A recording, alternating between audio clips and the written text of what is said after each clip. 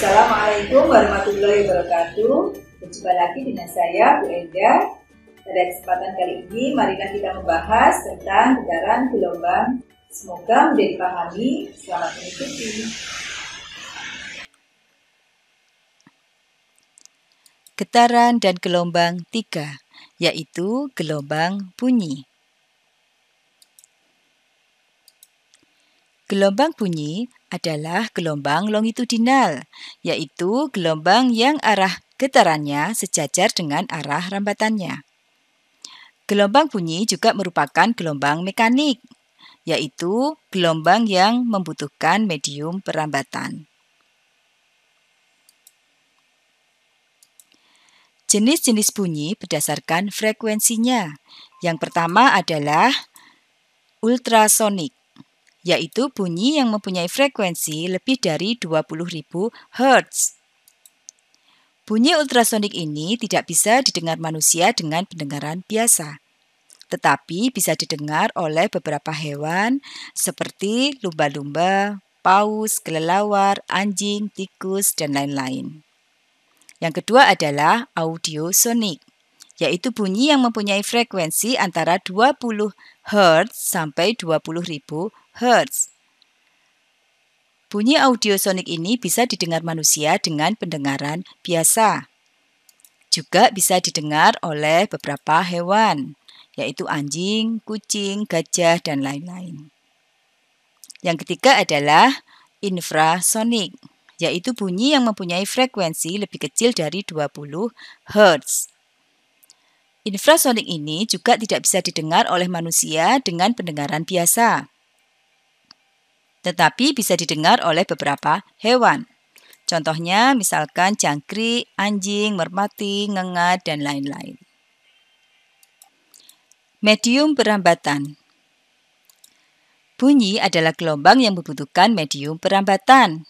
Medium perambatannya bisa berupa zat padat, cair, dan gas, di mana cepat rambat bunyi melalui zat padat lebih besar daripada melalui zat cair dan gas. Sedangkan cepat rambat bunyi melalui zat cair lebih besar daripada melalui gas. Sehingga dapat kita tuliskan seperti ini. Cepat rambat bunyi pada zat padat lebih besar daripada cepat rambat bunyi di dalam zat cair dan lebih besar dari cepat rambat bunyi di dalam gas. Cepat rambat bunyi. Cepat rambat bunyi adalah jarak yang ditempuh bunyi tiap satu satuan waktu. Bisa kita tuliskan dengan rumus V sama dengan S per T, di mana V adalah cepat rambat bunyi, S adalah jarak tempuh, dan T adalah waktu tempuh. Bisa juga kita tuliskan dalam rumus V sama dengan lambda per T, di mana V adalah cepat rambat bunyi, lambda adalah panjang gelombang bunyi, T adalah periode. Bisa juga kita tuliskan dalam rumus V sama dengan lambda kali F, di mana lambda adalah panjang gelombang bunyi, F adalah frekuensi bunyi.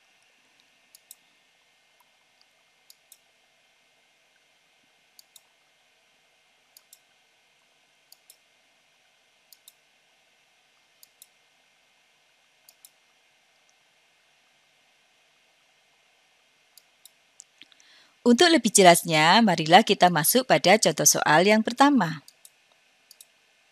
Doni melihat petasan dari kejauhan. Bunyi ledakan petasan terdengar 3 detik setelah terlihat percikan api akibat ledakan tersebut. Jika jarak Doni dengan petasan 0,9 km, berapakah cepat rambat bunyi di udara? Di mana cepat rambat cahaya di udara diabaikan. Diketahui T sama dengan 3 sekon, S jarak tempuh 0,9 km sama dengan 900 meter, ditanyakan V cepat rambat bunyi. Jawab, V sama dengan S per T, di mana S sama dengan 900 meter dan T sama dengan 3 sekon. Sehingga V sama dengan 300 meter per sekon. Jadi, cepat rambat bunyi di udara sama dengan 300 meter per sekon. Sekarang kita akan membahas pemantulan bunyi.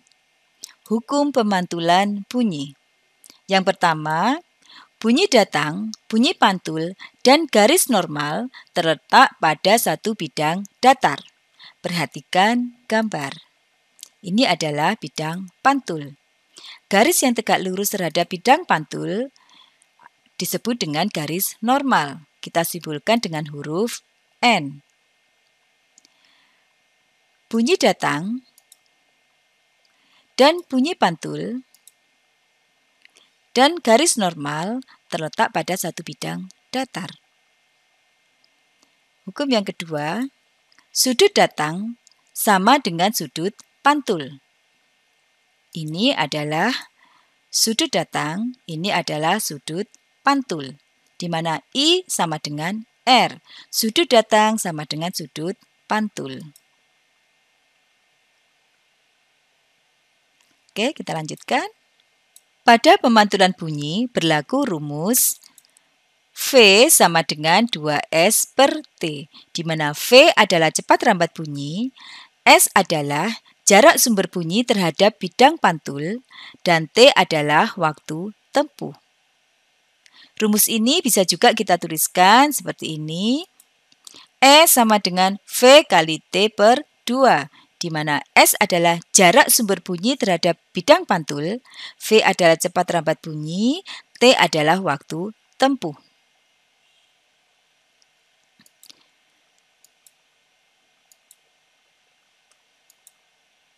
Untuk lebih jelasnya, marilah kita masuk pada contoh soal yang kedua. Sebuah kapal memancarkan bunyi ke dasar laut P. Perhatikan gambar. Sebuah kapal memancarkan gelombang bunyi ke dasar laut P. Bunyi pantul dari dasar P tertangkap kembali pada kapal 2,5 detik sesudah bunyi dipancarkan. Jika cepat rambat bunyi di air 1.500 meter per sekon, berapakah kedalaman P? Diketahui T sama dengan 2,5 sekon, V sama dengan 1.500 meter per sekon, ditanyakan S, jarak tempuh, atau kedalaman P. Jawab, S sama dengan V kali T dibagi 2, di mana V sama dengan 1.500 meter per sekon, T sama dengan 2,5 sekon dibagi 2 sama dengan 1.875 meter.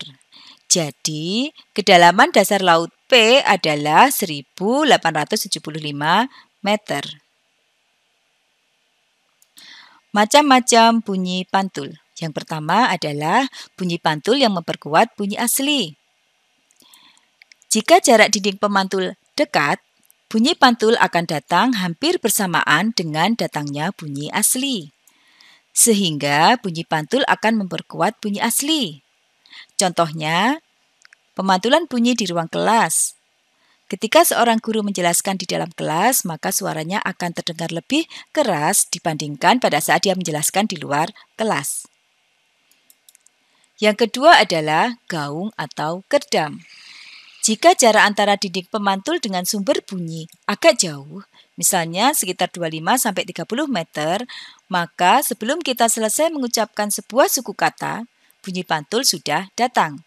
Sehingga bunyi pantul tersebut akan mengganggu bunyi asli, sehingga bunyi asli akan terdengar tidak jelas. Contohnya, misalkan kita mengucapkan kata sekolah.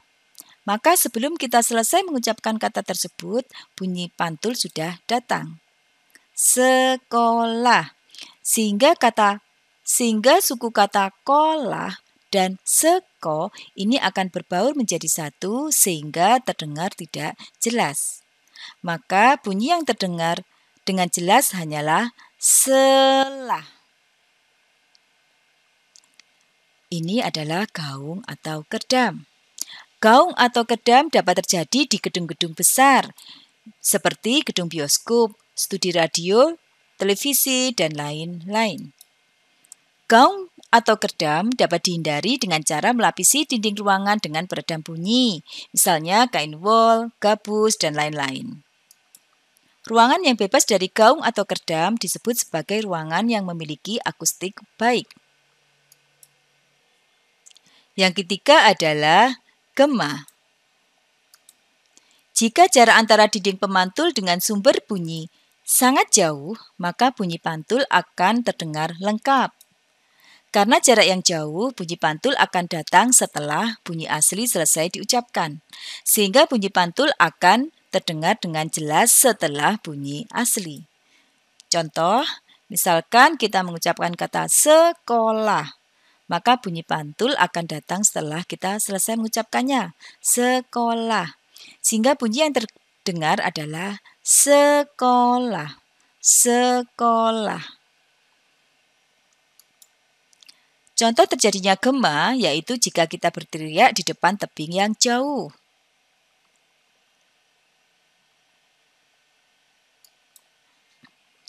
Sekarang kita akan membahas tentang resonansi.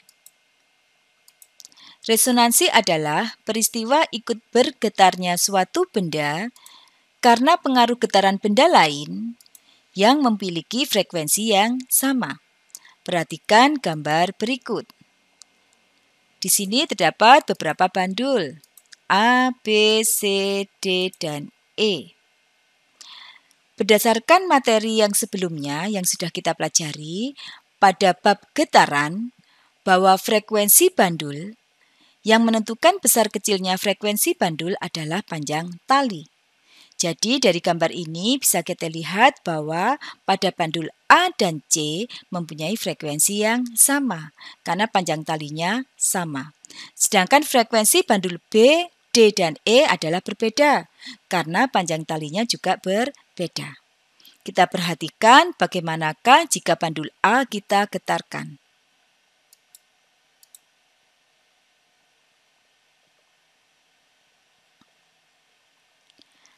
Bandul C akan ikut bergetar karena adanya getaran dari bandul A. Hal ini disebabkan karena frekuensi bandul A sama dengan frekuensi bandul C. Inilah yang disebut dengan peristiwa resonansi.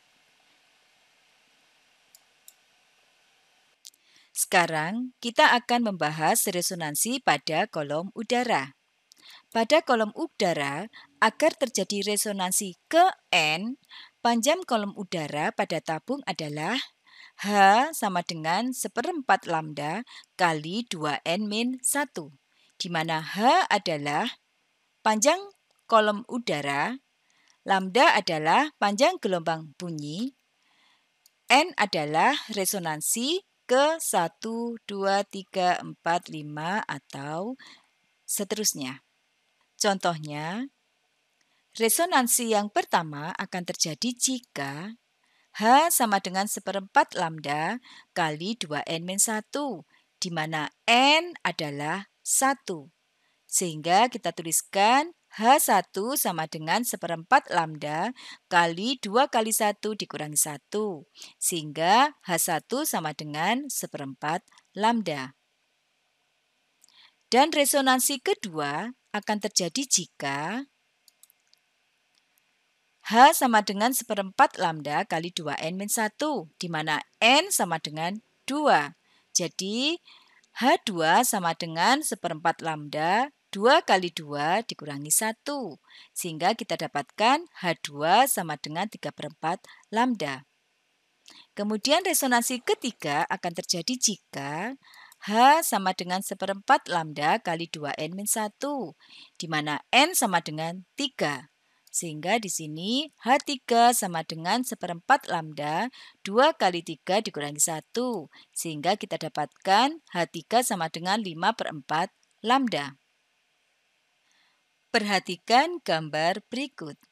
Sebuah tabung, pada bagiannya terdapat pancuran. Jika tabung ini kita isi dengan air sampai penuh, kemudian sebuah garpu tala kita getarkan dan kita dekatkan di mulut tabung, dan air kita keluarkan, sehingga air akan turun ke bawah dan di atasnya terdapat kolom udara, maka jika kolom udara tingginya sama dengan 1/4 lambda, maka akan terdengar dengung yang pertama, yaitu peristiwa resonansi yang pertama, yaitu resonansi antara kolom udara dan getaran dari garpu tala. Jika garpu tala kita getarkan lagi dan air kita turunkan lagi, sehingga kolom udara panjangnya sama dengan 3/4 lambda, maka akan terdengar dengung yang kedua, yaitu peristiwa resonansi yang kedua. Jika garpu tala kita getarkan lagi dan kita dekatkan lagi ke mulut tabung, dan air kita turunkan lagi, sehingga kolom udara panjangnya sama dengan 5/4 lambda, maka akan terdengar bunyi dengung yang ketiga, yaitu peristiwa resonansi yang ketiga. Itulah resonansi pada kolom udara. Untuk lebih jelasnya, kita masuk pada contoh soal yang ketiga. Sumber bunyi beresonansi pertama pada tinggi kolom udara 25 cm. Berapakah panjang kolom udara ketika beresonansi yang kedua kalinya? Diketahui H1 sama dengan 25 cm. Ditanyakan H2. Jawab, H sama dengan 1/4 lambda kali 2n-1. Pada resonansi pertama, H1 sama dengan 1/4 lambda kali 2 kali 1 dikurangi 1, sehingga didapatkan H1 sama dengan 1/4 lambda. H1 sama dengan 25 cm sama dengan 1/4 lambda. Kita dapatkan lambda sama dengan 25 cm kali 4. Sehingga lambda sama dengan 100 cm sama dengan 1 meter. Jadi panjang gelombang bunyi sama dengan 1 meter. Resonansi kedua, kita dapatkan rumus H2 sama dengan 1/4 lambda kali 2 kali 2 dikurangi 1. H2 sama dengan 3/4 lambda. Di mana lambda atau panjang gelombang sama dengan 1 meter, sehingga kita dapatkan H2 sama dengan 0,75 meter. Jadi, panjang kolom udara saat beresonansi kedua adalah 0,75 meter. Contoh soal yang keempat. Dalam suatu percobaan, resonansi kedua terjadi pada tinggi kolom udara 60 cm.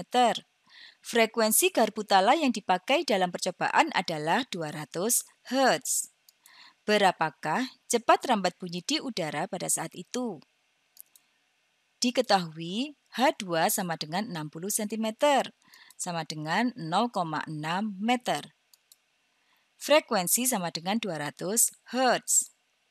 Ditanyakan, berapakah V, cepat rambat bunyi?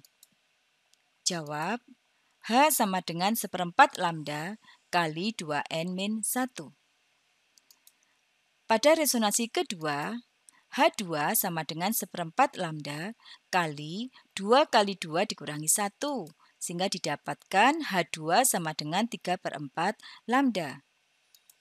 H2 sama dengan 0,4 meter sama dengan 3/4 lambda. Sehingga lambda dapat dihitung dengan mengalikan 0,6 meter kali 4/3. Sehingga didapatkan lambda atau panjang gelombang sama dengan 0,8 meter. Cepat rambat bunyi dapat kita hitung dengan menggunakan rumus V sama dengan lambda kali F, panjang gelombang kali frekuensi. Di mana lambda, panjang gelombang sama dengan 0,8 meter dan F sama dengan 200 Hz. Sehingga cepat rambat bunyi sama dengan 160 meter per sekon. Jadi, cepat rambat bunyi di udara adalah 160 meter per sekon.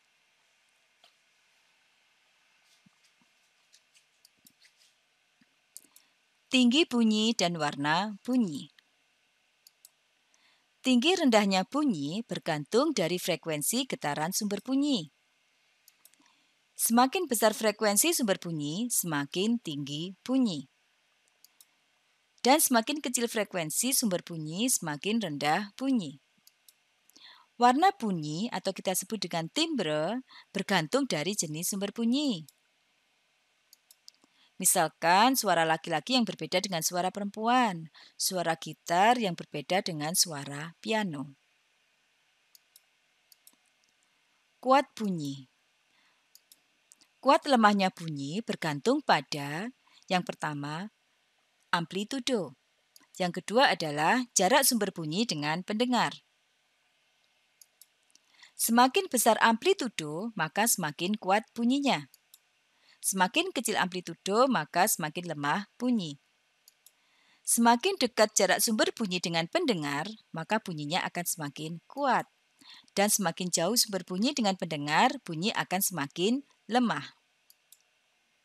Sekarang kita akan membahas tentang efek Doppler. Efek Doppler terjadi saat sumber bunyi bergerak, mendekati atau menjauhi pendengar. Perhatikan gambar berikut. Sumber bunyi yang mendekati pendengar akan memberikan frekuensi yang lebih besar daripada frekuensi aslinya, sehingga bunyi akan terdengar lebih tinggi. Perhatikan gambar berikut. Pada saat sumber bunyi dari mobil ini bergerak mendekati pendengar, maka frekuensinya akan bertumpuk-tumpuk seperti ini, sehingga frekuensinya akan lebih besar dari frekuensi aslinya. Maka bunyi yang terdengar oleh pendengar akan menjadi lebih tinggi. Sedangkan jika sumber bunyi menjauhi pendengar, maka frekuensinya akan merenggang seperti ini. Sehingga frekuensi bunyi menjadi lebih kecil dibanding frekuensi aslinya. Sehingga bunyi yang didengar oleh pendengar akan menjadi lebih rendah. Ini adalah efek Doppler yang disebabkan karena sumber bunyi yang bergerak.